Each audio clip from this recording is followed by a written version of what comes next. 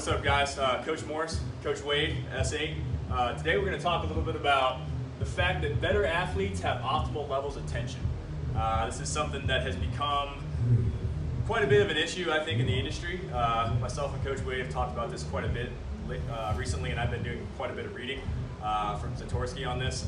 And we feel that it's something that needs to be addressed across the industry, especially for our athletes and our population.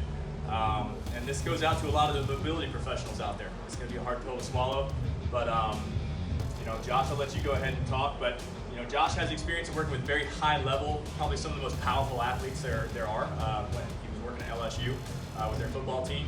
And go ahead, Josh. Absolutely. Well, I think obviously mobility, has its place and it plays a huge role in sports. Oftentimes, I think the strongest, most explosive athletes, they're not necessarily contortionists.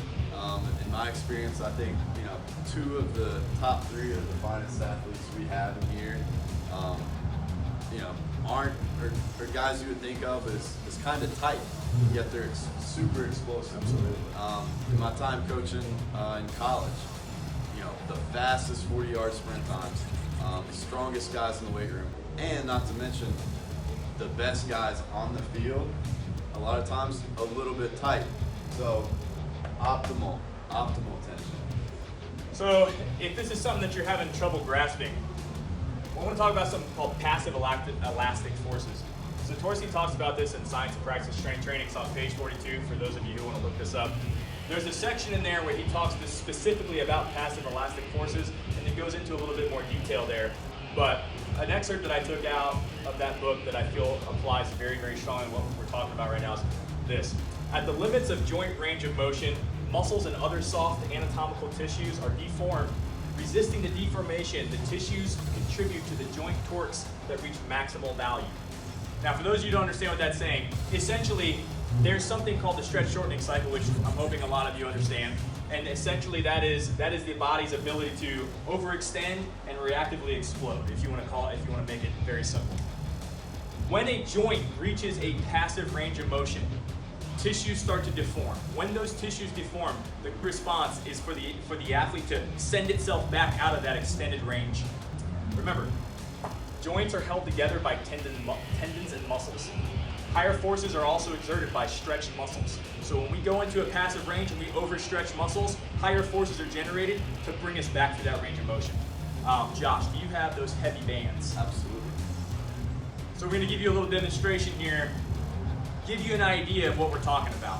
When you think of an athlete like Josh was talking about, how they're big, bulky, but they're super explosive, super fast, and they look like they might be tight. They're tight because they have a short, thick muscle belly, right?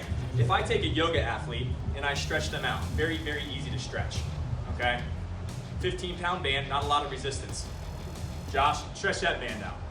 Now, this is an NFL athlete, right? 175 pounds of tension right there. You're not stretching that very easy. Okay, which one's tighter? Neither of these bands are tighter. They're the same, they're technically the same material. The difference is, this is a thicker band. Okay, it produces much more force, and I think you'd agree that if we stretch this band out and let that thing go, it's going to pop, right? Absolutely. We see it every day. And following up on that point, how many times have you seen a yogi or a contortionist that is the best athlete? I personally have never seen one. I've never seen it either.